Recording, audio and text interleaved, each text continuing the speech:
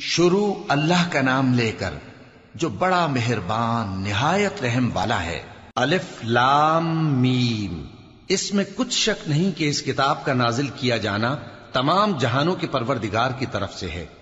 کیا یہ لوگ یہ کہتے ہیں کہ پیغمبر نے اس کو از خود بنا لیا ہے؟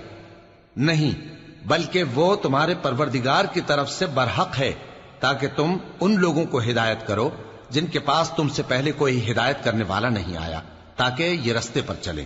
اللہ ہی تو ہے جس نے آسمانوں اور زمین کو اور جو چیزیں ان دونوں میں ہیں سب کو 6 دن میں پیدا کیا، پھر عرش پر جلوہ افروز ہوا۔ اس کے سوا تمہارا نہ کوئی دوست ہے اور نہ سفارش کرنے والا۔ کیا تم نصیحت حاصل نہیں کرتے؟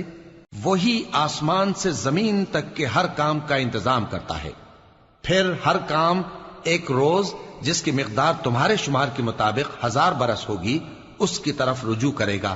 اسی